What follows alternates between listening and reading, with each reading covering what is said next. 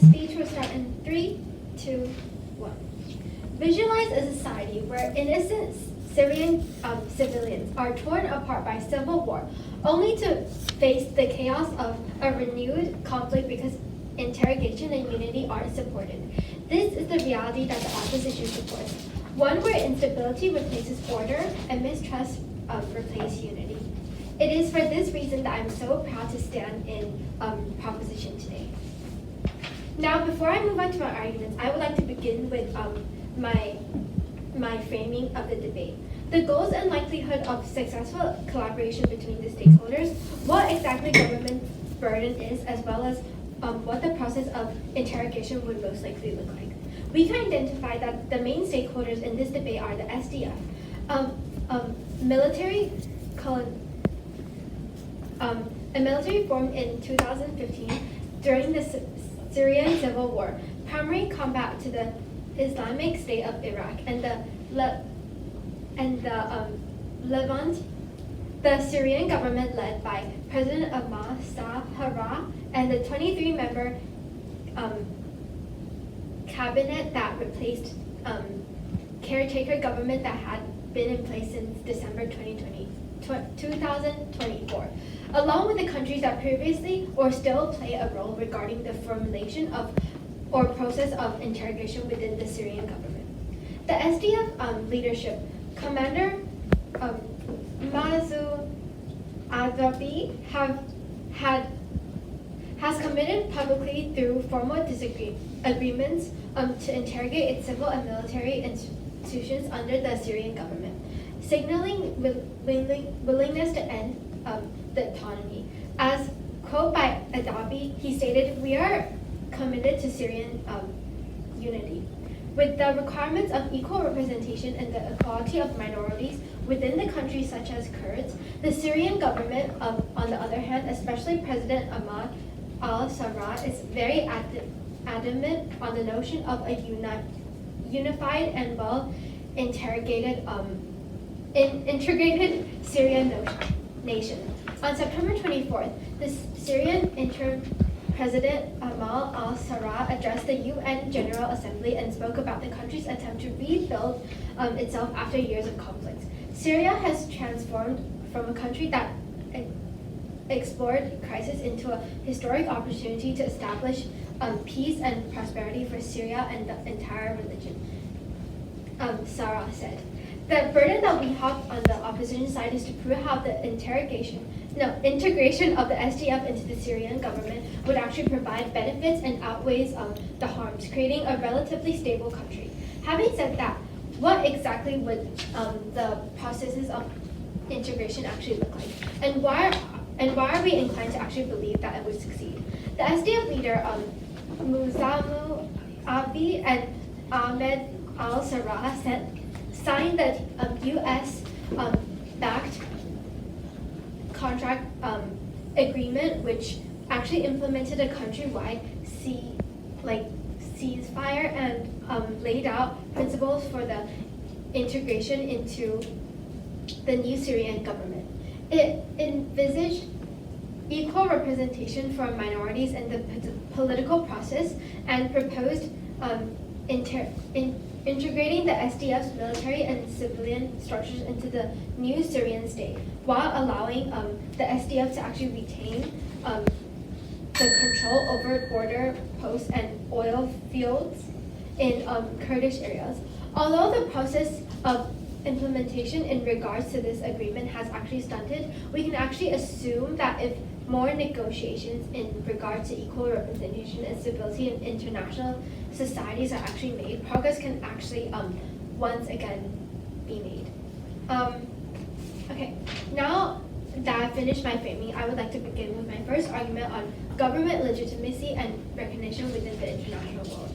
So the ultimate goal of the Syrian government is to actually achieve stability and relative peace in the years to come for the newly reformed nation. The issue now that attaches itself to this goal is the fact that, no thank you, a fragmented country where significant portions of land, resources, and conflict still prevail will not have an easy time in attempting this goal without legitimacy. Legitimacy is vital for many reasons, such as the lifting of sanctions, resolving relations within the country, and achieving national reconciliations.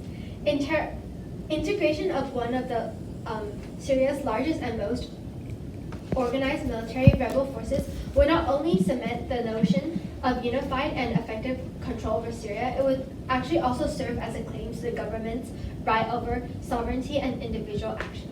In Syria, interrogation would actually signal a commitment to inclusivity and equal representation of minorities and ethnic populations, allowing the government to appear more representation and diverse, while respecting the rights of various diverse communities within the country. In regards to diplomatic relations, legitimacy would allow easier and higher chances of financial aid, reconstruction funds, and international support by showcasing itself as a unified state committed to coexistence of various groups. It reduces justifications for external and military foreign interventions while improving relations and once again reintegrating the nation into broader diplomatic and economic partnerships. Second, on Turkey, the SDF has previously clashed with the Turkish-backed Syrian factions, including the intimate days after the fall of the al-Assad regime and sustained attacks from Turkey's air force. In December, the U.S. negotiated a ceasefire between SDF and the Turkish-backed National Army, which has since been incorporated into Syria's new armed forces. The reason behind these clashes is due to the fact that Turkey argues new armed forces that the SDF has links to the Kurdish Workers' Party, who have been waging an insurgency in Turkey and are considered a terrorist organization by the EU and the UK, amongst others. And for all these reasons above, I'm so incredibly proud to propose.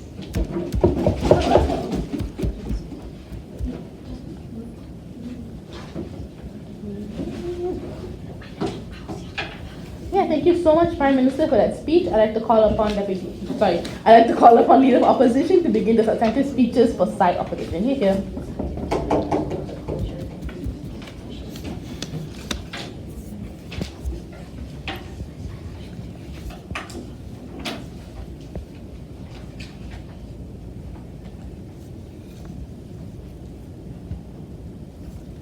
In 1962, a Kurdish man's citizenship was revoked. He was reclassified as a foreigner and stripped of his property. That man was a 32-year-old Kurdish farmer who was Kassam's father. And under Proposition's rule, his father's story will soon become his reality. Before moving on to my two main arguments, firstly on why there's going to be political instability upon integration, and secondly why integration will not meaningfully translate into successful representation of the SDF army, I'm going to first do some framing. So firstly, who is al-Sharaa as a leader, and what are what are his exact interests? First of all, he is made up of an extremist base of followers called jihadists, right? He would lose political influence and power if he tried to be too inclusive, because these individuals are the exact people who make up the HTS, who have killed minority groups in the past, for instance, the Alawites and the Christians, and urge the SDF to hold onto the military autonomy and are give up their power. They want centralization and an interim government, and also the implementation of Sharia law in order to achieve religious authority and power, meaning that Syria is currently a very volatile and religiously dominated regime. So once they gain recognition and oil and other resources, they'll suppress the Kurds and other minorities seen under Assad's regime, right? And under the status quo right now, what does it actually look like? We have sectarian violence with the interim government and conflicts among Syria, and ethnic tensions between the Druze, the Bedouin, and like different minority groups in Syria as well. This is already seen in the past when we had insurgents from Assad's regime who triggered violence and led to massacres by the government. So between the SDF and the government, these ideas of integration primarily clash, right? In March, they had an agreement regarding the possibility to integrate a Siena speech, but that was to no avail. No agreement was actually met because the interests of both parties are fundamentally different. SDF wants decentralization and Damascus wants to grant autonomy to all regions. This is to say that the Syrian government under al-Sharaa is not inclusive at all. There are no check and balances because the cabinet members are appointed by him himself, and the electoral processes have numerous restrictions, and the Kurds did not get representation previously, so what is to say they will get it now? There's no internal check and balances within the government, and this perspective of the Kurdish people is that the al-Sharaa is creating this facade of legitimacy and accountability, right? So what do we think integration will actually look like? It will require concessions from both parties. So say al-Sharaa would have it likely to concede certain SDF demands, whereas the SDF would have to relent a lot of their state control over oil and gas resources, etc. So what we want to clarify here that what al-Sharaa wants is not integration, but instead subjugation and taking away SDF's only form of self-protection and leverage over their own sovereignty. The burden on proposition is mainly to prove why integration is going to be done well and not just that it will happen. So firstly then, on political instability, again, al-Sharaa's power is quite tenuous, right? It relies on the base of key allies. It consists of former allies such as jihadists with strong conservative beliefs founded on the belief that Islam is the sole religion of Syria. Notably, these people view Kurds as the enemies of God. They view them as heretics who are dehumanized, and they have a history of identifying Kurds as aliens and mass enslaving them by ISIS during the war. These are the very people who make up the al-Sharaa regime that objected to the SDF's legitimacy in the first place. They reject their political aims and sometimes their pure existence, and definitely do not want the SDF to have any power within al-Sharaa's regime, right? No, thank you, maybe later. Integration will require concession from both sides, which will likely be perceived as al-Sharaa forwarding to the demands of the SDF, and for these supporters who object to the SDF completely, this will feel like a betrayal, not just from them, but also of their religion. The impact of this is that, firstly, as people disagree with this decision to side with the SDF and integrate with them, the oppositional candidates will rise up and gain power and challenge al-Sharaa's power, right? They want to feel represented in the government, but the systems in Syria lack a way to democratically express that dissent. So by objecting to the SDF's integration, there will be violence. People will start rising up and conflict will play out on the streets of Damascus and beyond, and this will fragment the country and collapse its economics and exacerbate the issues even further, simply because the people within the regime itself disagree with the idea of integration. The comparative, though, is that on opposition side, Syria doesn't have to deal with these extreme complex questions regarding ethnic and religious conflicts yet, because there's still some degree of separation between the two groups. And on our side, we still have time to develop things like political and civil infrastructure that uplifts everyone, whereas on their side of the house, a multitude of issues will arise, and they'll require more time to deal with them, which is why it is a bad idea. Secondly, on why integration will not translate to meaningful SDF representation, and note that representation is ultimately what the SDF wants, right? And both sides agree with this. First of all, they lose political power. Proposition wants us to believe in a naive world in which integrating the SDF into the government will mean that the history of oppression and hatred towards the minorities of the Kurds will suddenly disappear. Instead, what will happen is that integration will be tantamount to the erasure of the SDF and the people that they represent. Right now, the SDF has at least some power over the situation in the ANES region, right, which is under the YPG and SDF control, which amounts to 70 to 80% of Syria's natural gas and oil.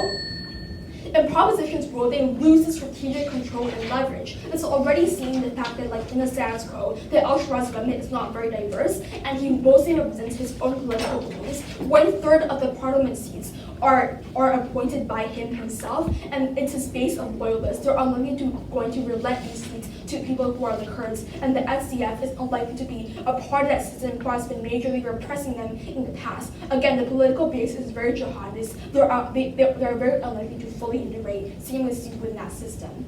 Lastly, then, what is the impact? Giving up these oil and gas resources means that the state starts to monopolize these resources, and the SDF loses all legitimacy and strategic leverage over the government, and they're allowing the government to control and oppress them, right? And this directly impacts people on the ground because there's direct intervention of the Syrian government in the SDF controlled territory, and SDF loses the leverage necessary to be protected in the future, which is why we're very proud to oppose this motion. Thank you so much, Ella, for that speech. I'd like to call upon Deputy Prime Minister to continue to attend the speeches for site government. Here.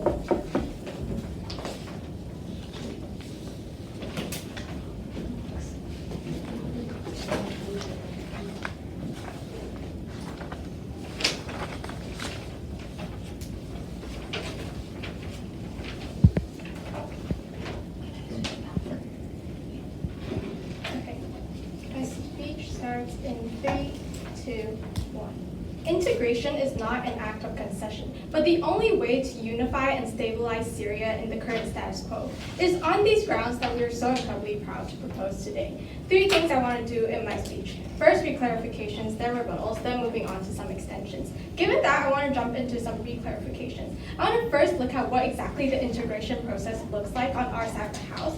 We think we already explained to you that on our side of the house, we are not stripping these Kurdish, these SDF people away from all of their rights. What we are doing is actually merging them in an inclusive type of way. What does this exactly look like? We think this looks like, firstly, we are going to grant these Kurdish people immunity from the war crimes that they have committed in order to incentivize them to stay in this new government, right? But then secondly, we think the army automatically merges with this new government. But what we actually allow is for faster processes in order for previous Kurdish fighters to accede to higher government roles. We think ultimately this completely outweighs what opposition can claim about how these fighters are suddenly going to lose all their status as we allow these old fighters actually to reach for still high roles within the government in a faster process. We think this is essentially what integration looks like, and we think opposition completely misunderstands this.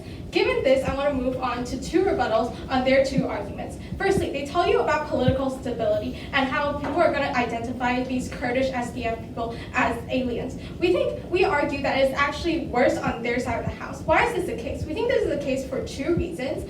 Firstly, when you allow these Kurdish people to form their own kind of state in the northeastern region of Syria, what you do is actually set a precedent for rebellion. It pushes the narrative that as long as we fight enough, we get a nation, we get a part of Syria. We think ultimately, what does this look like? We think this looks like different types of parties, such as the Muslims, such as other types of ethnicities, ultimately try to rebel and try to push for more power in order to gain access to certain types of territories. And we think this sets a very bad precedent. What are the impacts of this then? We think the impacts are 4-fold. Firstly, this means less stability because these types of groups actually ultimately end up rebelling against this new unstable government. But secondly, then we think this uprising, they either work, and we think in the instance that they work, we think the entire nation of Syria ultimately falls apart. But when they don't work, we think the government has so much more things to deal with, and ultimately this leads to a less effective government in the long term.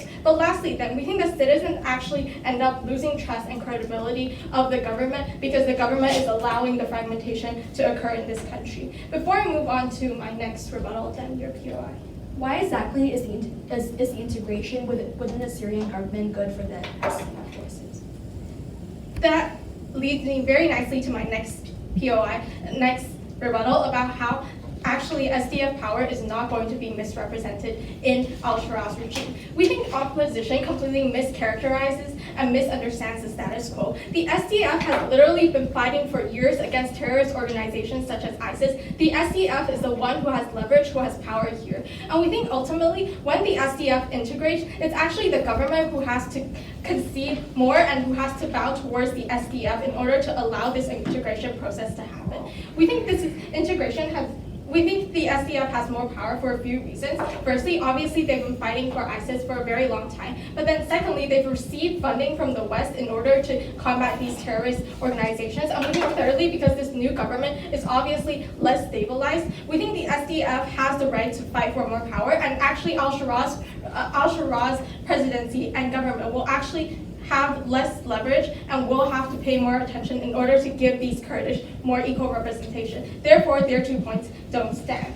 Given that, I want to move on to my extension on how, by integrating, we actually decrease the amount of humanitarian violations that occur within Syria, right? We think the thesis of this argument is very simple. Right now, the SDF uses violence to target citizens. This looks like when they commit mass ethnic cleansing on the streets. This looks like when they create a lot of genocides and mass genocides that take up thousands and thousands of lives. We think, ultimately, on a principle level, it is the government's responsibility to protect its citizens to the fullest. We think only integration can limit the amount of impact that the SDF has on the current status quo. But we think secondly, on a practical level, this firstly stops mass genocides, and secondly places them under legal scrutiny, which makes it much harder for them to continue committing these types of crimes, right? But then even further, we think this actually creates closure for victims through this unification and destabilizations. We think this is very straightforward. Integration is the easiest way to reach peace and stability. We think we've seen from the South African Truth Reconciliation, where victims actually take closure from knowing what exactly happened. And we think this actually sends a narrative that joining and belonging to the government is a price to pay for immunity, for being part of Syria as a whole. And we think ultimately the impacts are, firstly, this gives the government more control over these forces while maintaining sufficient representation of the SDF within the government forces. But secondly, we think the SDF right now has a lot of enemies. We think ultimately if we allow them to form their own kind of federalized nation and autonomous state in the northeastern region of Syria, what we are going to do is attract Israel, Turkey, in order to airstrike and bomb these types of regions, putting in peril the thousands of Syrian lives that live there. We think this is already something we're witnessing in the status quo, and because of this fact, we can never stand for the SDF not being integrated with this government. Next, then, we think these humanitarian violations ultimately lead to ethnic cleansing, where individuals never receive really any closure from what's happening in the status quo. And because of these humanitarian reasons, this means this already unstable government is actually put more on peril and puts their reputation on the line simply by not integrating with the SDF. My next extension then is how this actually creates more division. We think in the status quo, the SDF are seen as imminent threats, as scary monsters who are about to gobble up these types of native Syrians, right? We think ultimately on their side of the house it is worse because at least on our side of the house, when integration occurs, we allow for discourse, we allow for more humanization of these opposing parties between the Kurdish and the Syrian people, and we think ultimately this decreases the impact of this discrimination that is prevalent in Syria. For these reasons, so proud to propose.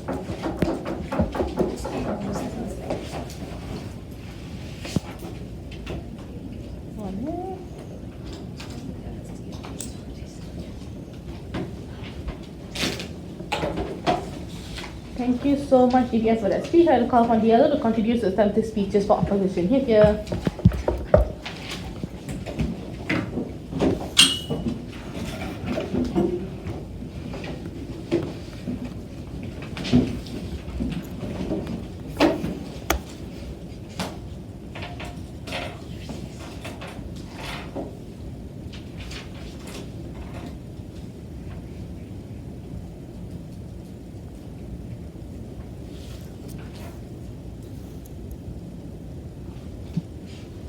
Everyone good? For a group of people that has long been subjugated to the whims of a bigger nation, Turkey, Syria, for example, I don't think it is a really good idea to allow them to concede to a further loss of political legitimacy or further loss of their land just for some resemblance of representation that proposition seems to be unable to frame to us to begin with.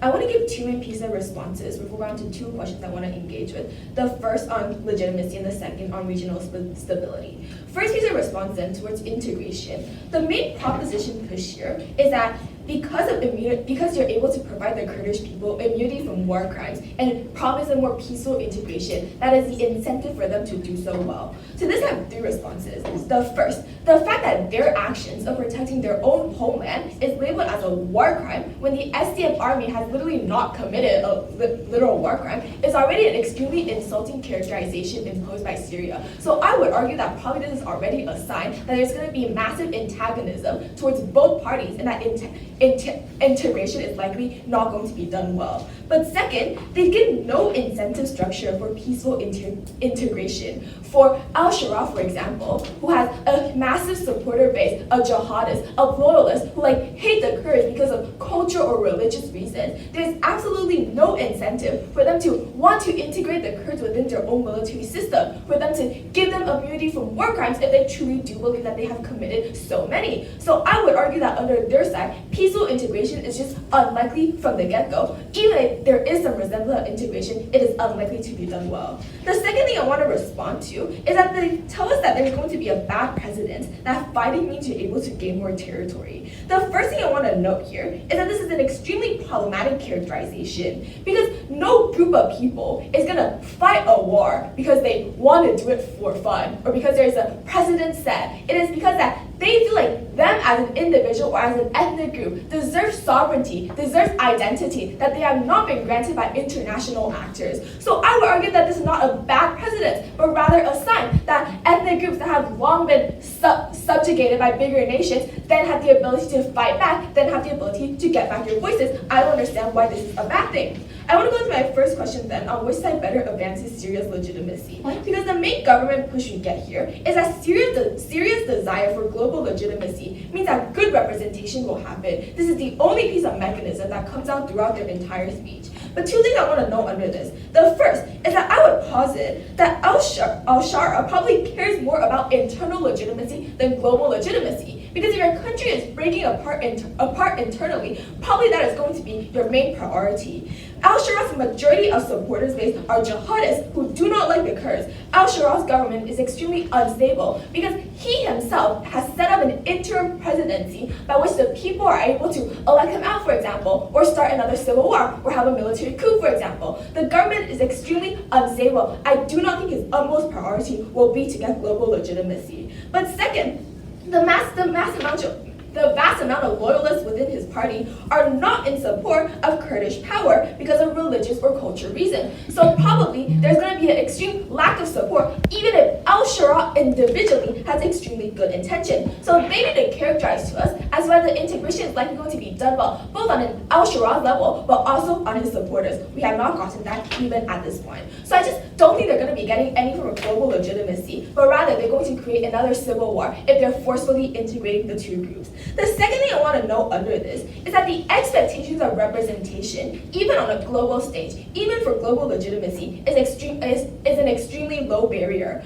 Al-Sharaa was applauded for having one Christian and one Kurd within his cabinet, which I just don't think is a big accomplishment if he is so for diversity and if he is so inclusive and representative. Global legitimacy is just a buzzword. There's no actual mechanisms to keep these actors accountable. No one is going to check in on al-Sharaa to see how he's treating the Kurds. So I just do not think it is extremely likely that peaceful integration is going to be done well. And even just if you look at it historically, everyone who has historically said they wanted representation has not actually fulfilled those claims. I'll take a POI. What is the counterfactual on your side of the House, and how do you prevent more fragmentation from happening in the real world when integration is not even sought after? Right, so I'm getting there. So what exactly do we support on our side, right? This is the direct response towards the POI. The first thing under this is that we do not dilute the SDF. They're able to maintain their political and military power as long as their own territory. They have to protect their own lands and rights because no one else is going to do so for them. Syria is actively against them because of all of al-Sharaa supporters. Turkey is actively against them, for example. So we would argue that it is a good thing for them to maintain their own territory and their own political order. The proposition response here is that SDF has a lot of leverage and power, so they're going to get representation. Two responses. The first is it's just untrue empirically. Their treaty and deal fell apart because neither side were willing to concede. But second, that is the inherent problem with integration. Because if the Kurds are giving up their land and territory and sovereignty and military for integration, then they no longer have any leverage to hold over the Syrian government because all that now belongs to the Syrian government under proposition side. I want to go to my second question then on which side gets better regional stability. As government side correctly points out, Turkey views PKK and the SDF as terrorist groups. This also literally proves to you as why integration is bad regionally because then Syria now makes an enemy of Turkey. So there's literally no regional benefit for integration under their side of the house. But secondly, and this is important, if it is true, as proposition claims, that SDF committed ethnic cleansing and genocide, and there's no trust and acceptance, that probably means that even when they're integrated within Syria, there's going to be no acceptance or no general popularity for the integration as well. This is also another reason as to why the integration is not going to be done well. This is an inherent tension within proposition's case, because you cannot simultaneously expect good representation, while also saying the SDF is a really bad actor and putting their second speaker, that Syria needs to hold them accountable. You cannot have a good partnership and good representation if one party, al-Sharaa, is being viewed as the person holding the Kurds accountable. Why is this important? Because under our side, we tell that our alternative is that we allow the Kurds to continue to have their sovereignty. This is important because the Kurds hold great importance over their multi-ethnic identity. They do not want their culture to be erased. That's why we ought to preserve it by not integrating. But secondly, integration means they lose out on geographical advantages and political leverage of oil and gas, for example. So even if down the line they want to negotiate for better representation, uniquely under proposition side, they no longer have that ability to do so because they have given that all up for a flimsy promise of representation and integration. So proud to oppose.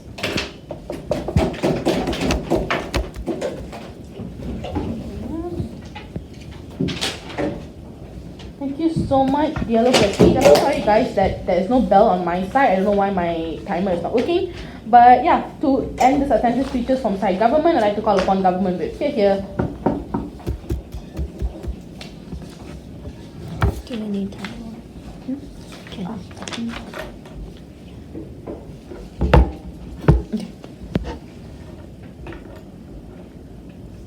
My speech will begin in 3, 2, 1.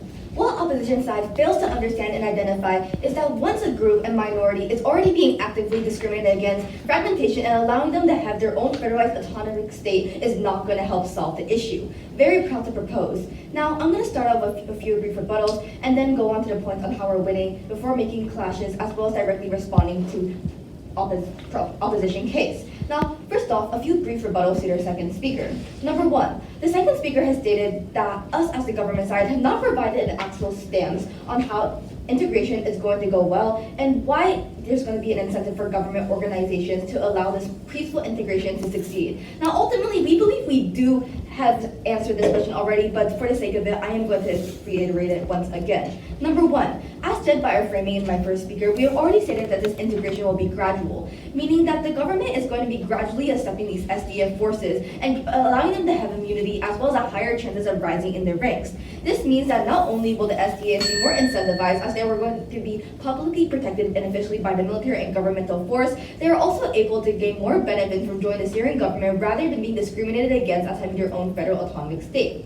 And now, secondly, on whether or not having an autonomous state, as their stance says, will actually benefit these SDF. Now, one thing we need to identify in this debate is that we've already reached a general consensus that SDF are not viewed favorably upon by the rest of Syria or international world. And this is precisely why integration is vital, because once you allow them to have maintain their own political power and territory of the land, it is only up to a few years before another civil war breaks out due to the fact that this fragmentation, that this tension simmers over time and eventually blows up. if we allow the SDF to maintain its own plot of land, not only will Turkey and Israel be more inclined to attack and create more social dissonance regarding to Syria, there is also a higher chance in the next decade or so that civil war between Syrians as well as the government will once again be rejuvenated due to the fact that they cannot see eye to eye.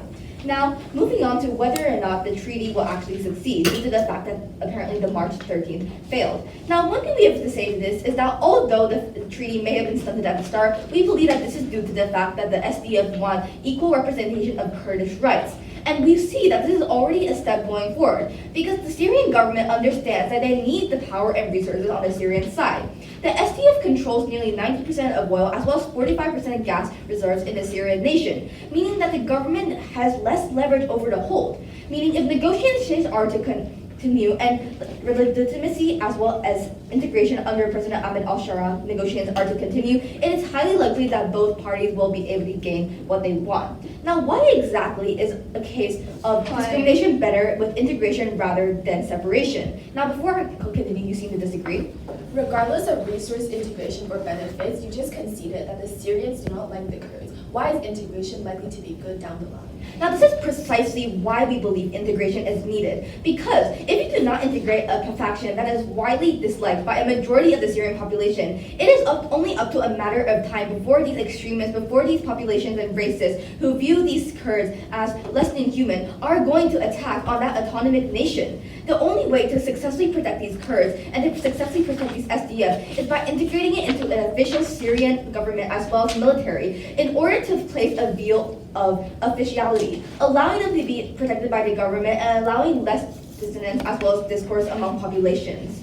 Now, moving on, why exactly will al-Sharaa not be inclined to oppress these Kurds? Number one, the Syrian government does not want another civil war. As stated, they are currently trying to improve their global legitimacy as well as internal combats, meaning that Ahmed al-Sharaa is well aware of how potentially declining the integration of these SDF or allowing them less than favorable terms is going to blow into another civil war. We believe that ultimately, even if there is discrimination against these populations, integration is ultimately better than separation because at least consensus and organizations as well as agreements can be made, rather than having separate autonomics which are ultimately never going to see eye to eye. Now, next. On whether or not the integration will be done well, we believe we've already given you a multitude of points on why the SDF ultimately do have the upper hand. But due to the fact that they're widely discriminated against, this upper hand seems to be traded for the legitimacy as well as immunity of the Syrian government. Now you seem to disagree. If the Syrian government does not want another civil war, I would assume that they would also not want to wage war against the Kurds. Yes, but precisely the problem is, the opposition cannot seem to identify that when you relieve tensions and you don't actually solve it, suddenly you have the issue of sprouting another civil conflict. Because they believe that the SDF aren't under their control, they're more inclined to have another civil war, rather than allowing them to have the mentality of, hey, the SDF already integrated, let's try to make some amends to ensure that we have a more placated government. Now, even if you don't buy any of our rebuttals, here's why our case ultimately wins against opposition. Now, we have told you 5 main things in the debate. Number 1, legitimacy. Number 2, how Turkey has already stated on many cases on how they would attack the SDA if they were not successfully integrated into the government, as well as how it decreases humanitarian violations and closure for the victims. We have yet to hear a rebuttal on closure for victims, as well as how it's going to stop conflict and tension between the civilians of Syria. Because as we can all reach a general consensus, right now what Syria wants is another level on the international playing field. They need the power to be able to support their own government, and internal legitimacy, as the opposition has also called presented, can only be achieved if global recognition and support as well as financial revenue and gain is taken. And this can only be done, as stated before, by presenting to the rest of the society a unified Syria. Because once a country is unified, it is much easier to gain diplomatic relations as well as offering bargaining power, funding, and the lifting of sanctions. We believe that while the opposition side may argue that integration will fail, their counterfactual will be much worse, due to the fact that they offer little to no incentive for these populations to actually reach consensus, to actually reach an agreement or see eye to eye, meaning ultimately they have no good case scenario. So moving on to world building. Currently, we can see our best case scenario on the government side is a world where the Kurds actually have the rights, where ethnic populations do get a say, and the SDF is well safely and well integrated.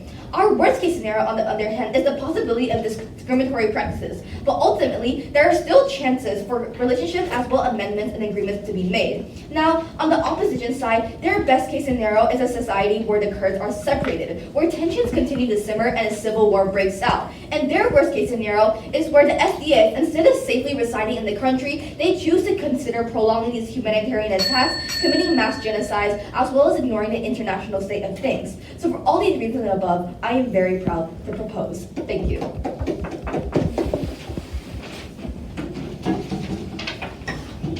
Thank you so much, Gov. Whip. To end this attentive speeches, I have to call upon opposition whip. Here.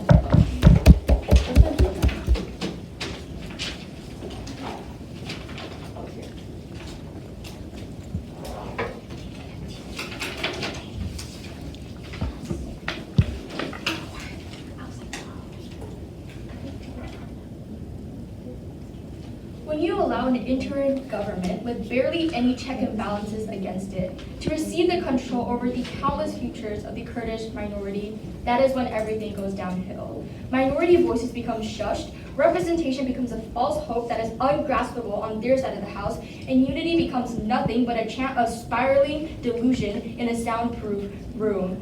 That is when the only solution is on our side of the house, when you stop the integration at its core, very proud to oppose. I want to do a few things in my speech then. First, the clash on minority representation, and second, on whether or not we're able to create peace and unity on which side of the house. Firstly then, I want to briefly go into the clash of minority representation, because I think it boils down further into the clash of unity and peace also. Papers tell you that, well, you're still able to get things like Kurdish immunity. You're still able to get things like Kurdish representation within the government itself. They would be free from things like their crime. They can still be represented in the government. I think this clashes with our argument really well, and the responses will come later. But firstly, I think there was absolutely no mechanization as to why this is fundamentally true. We give you multiple mechanisms as to why the opposite is likely true. For example, if it is true that al-Sharaa is so loving of minorities, I'll take you later, he would have already had a lot of massive minority representation within the government already, but that is clearly untrue. He is a political chameleon that prioritizes the opinions and the incentives that his jihadist follower base already has, which you've already proved down the bench from first. But I want to go into what we actually tell you in clashes very well. Because we told you that the SDF and the Kurdish minority would probably lose things like political power. They tell you it is untrue because the SDF has power and, for example, they fought for ISIS, so the government has to bow down to them. Firstly, it is untrue. Al-Sharaa is only an interim government. This circumstance proves the nuance as to why he will prioritize his jihadism and jihadist follower base over anything else, because it is only under these circumstances that he's able to actually get support, because his follower base supports something that he should probably uphold. This circumstance of being an interim, we tell you, is the nuance as to proving why he is likely to prioritize his follower base over anything else. But moreover, if it is true that the SDF is so powerful and can literally fight against ISIS, and if they technically disagree with Syria at any point at time, they can literally set path for violence and further fragmentation if it is true on their side of the house. I want to flip this argument, because we told you that these Kurdish minorities will probably get no rights because you have nothing to hold Syria accountable by. You give up literally everything. You give up your military, you give up your land, you give up northeastern Syria with their oil and resources. What else do you have to hold Syria accountable in the very first place? We tell you that is nothing, and we tell you that is when corrupt practices are likely to occur in the near future. You're not able to hold them accountable in the long term either ways, nor are you able to in the short term. But lastly, on weighing, right? Let's assume that they do actually get representation. The weighing here is that even if you do get representation, that representation is just horrible and bad representation in the first place. Like one member and like, for example, representative in the government. If it is true that al-Sharaa is so quote-unquote minority friendly, he would have already had massive minority representation, but that is clearly untrue. So by this, you already know that in the future, even if they do integrate, even if they do get representation, that representation is not a guarantee, and I would posit that through historical and current context, we know that that minority representation is going to be horribly done either ways. We tell you that that is not able to be traded off with all the risks that we told you. Before going to the second class, I'll take a point.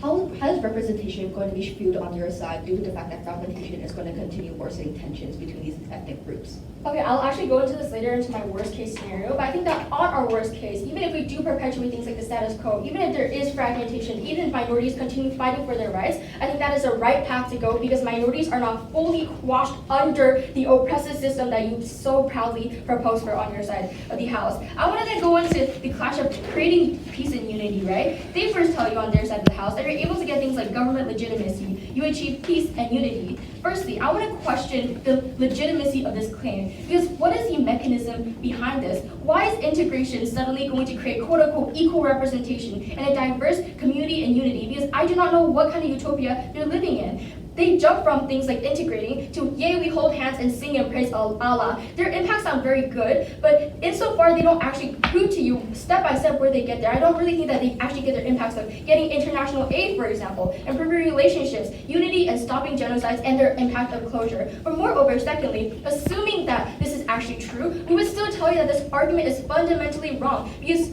of getting like peace and unity, right? Because we told you two things from first that went unresponded to. We told you from Janet's speech that, hey, al-Sharaa has very extremist followers and would probably lose power if he tried to be too inclusive. This is very problematic because this actually incentivizes him to go against minorities because his follower base are the people that believe that while Kurdish people are the people that go against God, for example, and by religion, they're not good people. So therefore, this incentivizes al-Sharaa to be less representative, to want less peace or unity against these kind of peoples. But also, B, historically it is proven that SDF and the governments have different ideas. The SDF want decentralization, but there's no internal check and balance within the current government that we currently know of if the SDF actually integrates, and the Kurdish will actually get representation in the first place.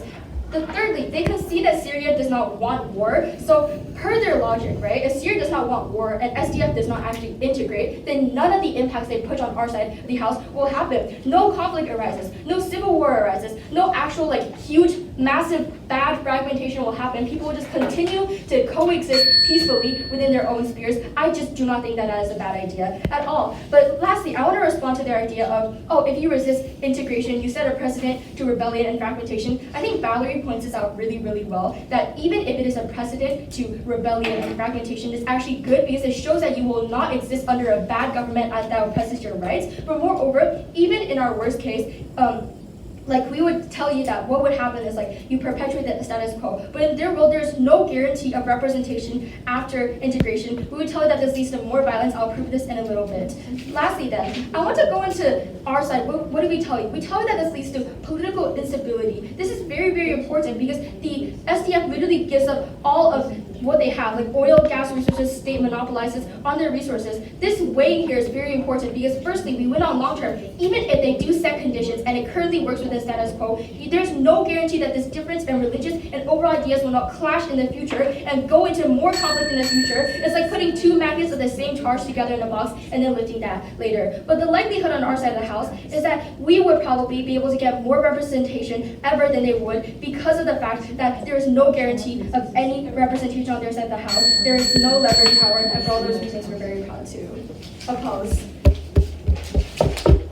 Thank you, With that brings us to the end of the attendance speeches. I'd like to call upon Reply to begin the reply speeches.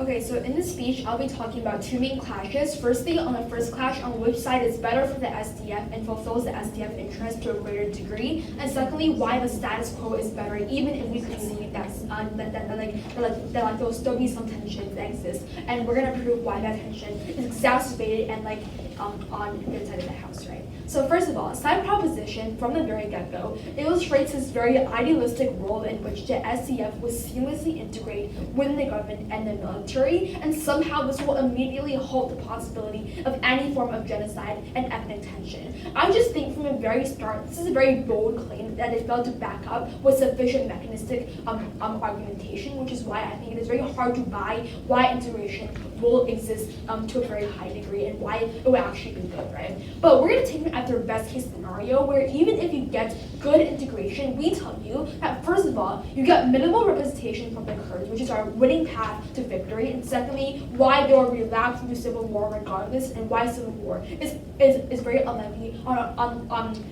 our side of the house, right? So first of all, why is there a lack of representation the moment that the SDF steps into the Syrian government?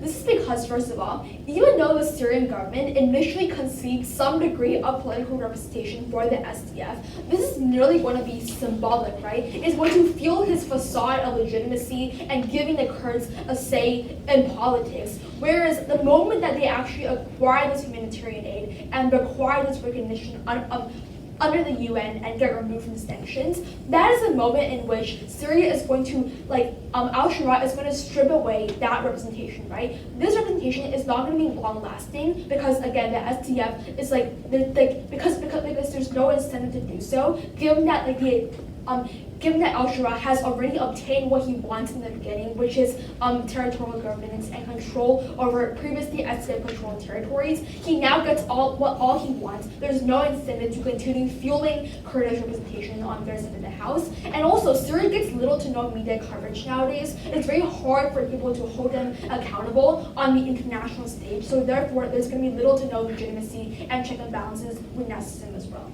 But secondly, they concede in their third speech that the SDF has a very negative perception throughout the nation, that people hate the SDF, right?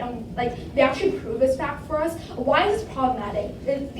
The reasons are twofold. Firstly, we don't see why integration is necessary for SDF protection. The SDF has sufficient military resources, and it is the most advanced military group in Syria, and the US donates large amounts of military apparatus to them, and they're a very advanced military, which is why they're really significant. They can protect themselves. They don't need integration, and they don't need al-Sharaa to do that for them. And if al-Sharaa cares so much about the SDF stability, he will actively go protect the SDF on either side of the house, and it is not necessary and unique to integration, right? And secondly, why is the status quo better, and why is the comparative better? First of all, we don't think civil war is likely because, again, al-Sharaa is a newly established government. He does not want more ethnic tensions to arise. And on our side, at least the SDF is an independent institution capable of governing itself and making independent military decisions, and it will embrace its multi-ethnic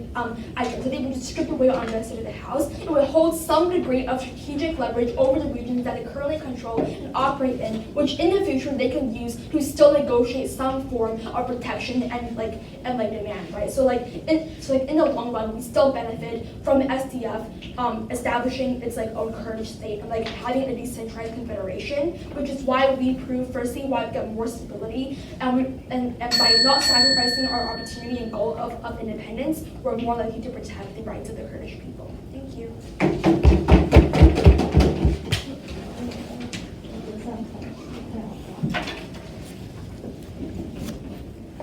Thank you so much, Reply. I'd like to call upon Gov Reply to finish the debate. My speech starts in 3, 2, 1. Separation will do nothing but exacerbate division. Opposition still doesn't seem to understand this very simple logic, and is exactly why they lose today's debate. I'm going to do two things in my speech. First, touch on a few clashes before then moving on to world building to prove to you why both on our best case and our worst case scenario, we still win opposition side of the house.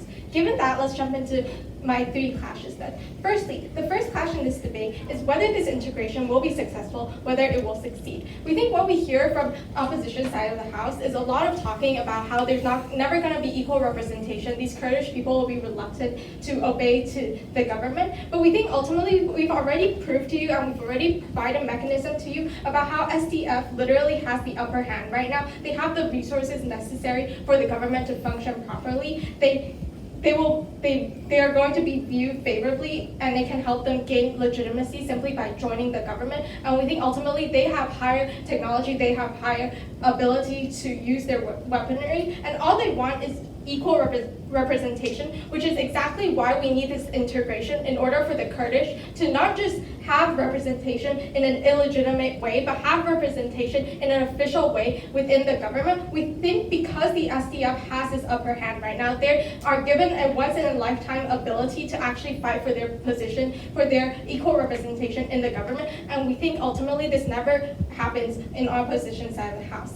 The second clash then is on equal representation. We think opposition is simply worsening tensions by separating both the Kurdish parties and the government of Syria in the status quo. Because ultimately on their side of the House, they give no chance of interaction between these two very different parties. Ultimately, what you end up is one nation with opposing religious values, looking at the other nation and thinking they're horrendous monsters who are ready to threaten them and who are an imminent threat to the sovereignty of their country. We think ultimately this is very bad, and this could result in the escalation of civil war. We think instead of clinging on to ridiculous pride, what we should do is implement our model, which allows for more discourse and actually ultimately equal representation for the Kurdish, who ultimately have the upper hand right now. Thirdly then, why does the Syrian government actually want to do this equal representation? We think firstly is to gain legitimacy after recovering from this civil war.